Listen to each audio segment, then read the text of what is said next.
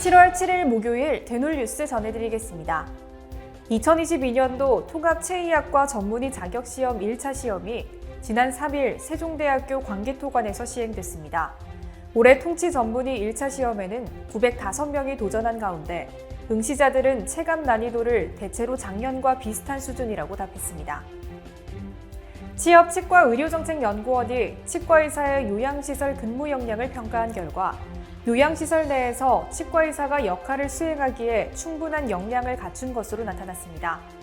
특히 치과대학에서는 전신질환의 이해, 인체질병의 이해, 특수환자의 치과치료 등 전신질환에 대한 관련 교육을 진행하고 있는 것으로 확인됐습니다.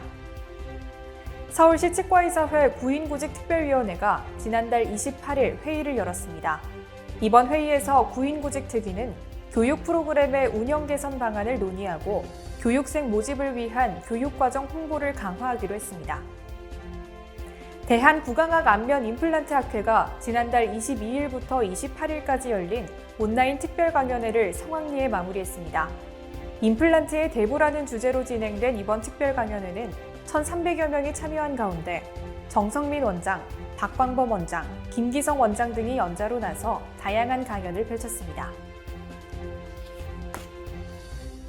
태국이 치과 치료의 메카로 부상하기 위해 정부 차원의 성명을 발표해 눈길을 끌었습니다.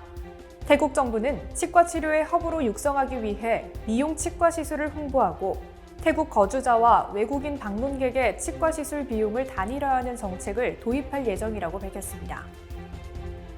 전남대 치의학전문대학원 치과보철학교실 박찬 교수가 제32회 과학기술 우수 논문상을 수상했습니다. 박찬 교수는 부족한 논문을 우수 논문상 후보로 추천해준 보철학회와 JAP에 감사하다며 앞으로도 실제 임상에 도움이 되는 연구에 매진하겠다고 소감을 전했습니다. 가톨릭대학교 은평성모병원 치과 감세훈 교수가 제77회 구강보건의 날을 맞아 보건복지부 장관 표창을 수상했습니다. 감 교수는 은평구 서부장애인복지관과 협력해 출장 검진 및 구강보건 교육을 실시하고 중증 장애인을 대상으로 전신마취 치료를 시행하고 있습니다. 대한치과교정학회와 바르니 봉사회가 회원들의 개원 환경 개선을 위해 7월 한 달간 홍보 캠페인을 실시합니다. 이번 캠페인은 광고 내 QR코드와 홍보 영상을 통해 교정학회 홈페이지에서 회원치과 찾기 방법을 안내합니다. 지난 2021년에 설립된 사단법인 하나행복나눔봉사회가 지난달 23일 제2차 정기총회를 개최했습니다.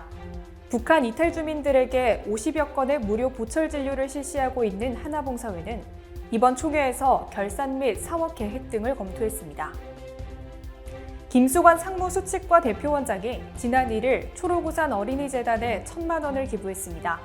김 원장은 지난 2017년 아프리카 가나에 학교를 건립하고 몽골 유목민들의 유아교육을 지원하는 등 다양한 교육 지원 사업을 펼쳤습니다. 경남 창녕군이 이달부터 18개 초등학교 학생을 대상으로 치아 홈메우기 사업을 실시합니다. 이번 사업에서 군은 치아 홈메우기 상태를 점검하고 불소도포 등을 병행할 예정입니다. 대한치과위생학회가 지난달 12일 온라인 학술 세미나를 성황리에 마쳤습니다. 이번 세미나에서는 TMD 치과의원 김욱 원장 등이 연자로 나서 2022년 턱관절 장애 보험 청구를 주제로 강연을 펼쳤습니다. 대놀뉴스는 치과인 여러분의 제보를 기다립니다. 경조사, 인사동정, 봉사활동, 각종 행사 소식 등 치과계에 공유할 어떠한 소식도 좋습니다. 화면에 보이는 이메일이나 전화로 제보해 주시면 대놀뉴스에 반영 가능하고 우수 제보자에겐 소정의 상품도 드리겠습니다. 이상으로 대놀뉴스를 마칩니다. 고맙습니다.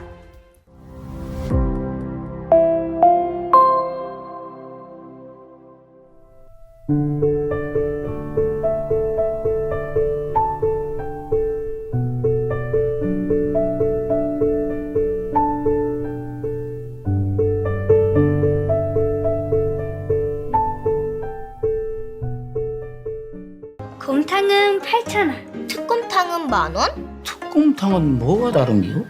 뭐가 달라도 다르겠쥬. 임플란트 하면 좋은겨? 뭐가 달라도 다르겠죠. 오스템 임플란트.